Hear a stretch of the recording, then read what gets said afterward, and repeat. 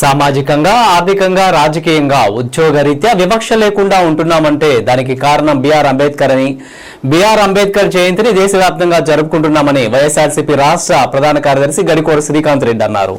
రాజ్యాంగాన్ని పాటించాలనే ప్రయత్నం చేయకపోగా ఇప్పుడున్న ప్రభుత్వం రెడ్ బుక్ రాజ్యాంగాన్ని అమలు చేస్తూ చాలా అప్రజాస్వామికంగా వ్యవహరిస్తుందని అన్నారు. రెడ్ బుక్ అనేటువంటి మాటలు మాట్లాడుతూ అత్యంత ఘోరంగా భారత రాజ్యాంగాన్ని అవమానపరిచే రీతిలో పాలన కొనసాగిస్తుందని అన్నారు. అంటే రాజకీయంగా కానీ అంటే ఉద్యోగరీత్యా కానీ గౌరవ అంబేద్కర్ గారి దానికి కారణం. ఈరోజు ఆ మహనీయుడి జయంతి దేశవ్యాప్తంగా కూడా జరుపుకుంటున్నారు. ఆయన స్ఫూర్తితో ఆయన ఇచ్చినటువంటి రాజ్యాంగాన్ని కానీ ఇవన్నీ కూడా పాటించాలన్నటువంటి ప్రయత్నం చేయకపోగా ఇప్పుడున్నటువంటి పరిస్థితులలో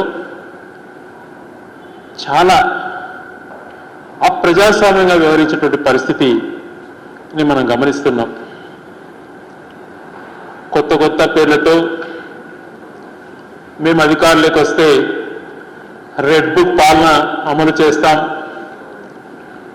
ఇప్పుడు మేము చేస్తుండేది రెడ్ బుక్ రాజ్యాంగాన్ని అమలు చేస్తాం అన్నటువంటి మాటలు మాట్లాడుతూ అత్యంత ఘోరంగా భారత రాజ్యాంగాన్ని కూడా అవమానపరిచే రీతిలో ఈరోజు ప్రభుత్వాలు తన పాలన కొనసాగిస్తున్నాయి. ఒక వ్యక్తి విశాఖపట్నం ఎయిర్పోర్ట్లో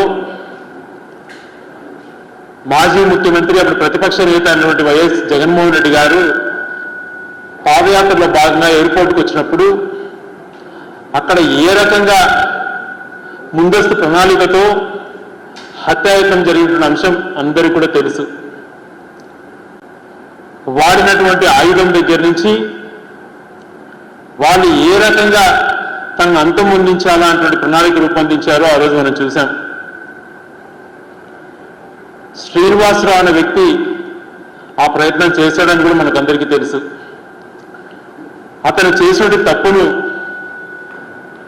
ఆ రోజు సరైన రీతిలో ఖండించకపోగా హేళనగా చేస్తూ వాడిన ఆయుధాన్ని వేరే రకంగా మాట్లాడుతూ ఆ ప్రయత్నం హేళనగా చేస్తూ కేసు నీరుగారే ప్రయత్నం చేశారు.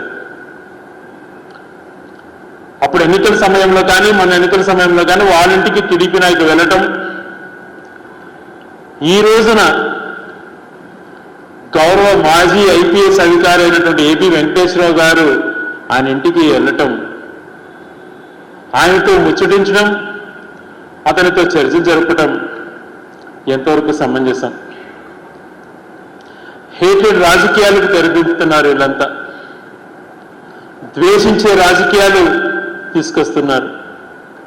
ప్రజాస్వామ్యపరంగా వెళ్దాం, ప్రజలు ఏదైతే మనం నమ్మి వాళ్ళు ఉన్నారో, గత స్ఫూర్తితో గౌరవ అంబేద్కర్ గారు గాంధీజీ గారి మహనీయులు ఏదైతే ఆశించారో వాళ్ళ యొక్క అడుగుజాడలో నడవకుండా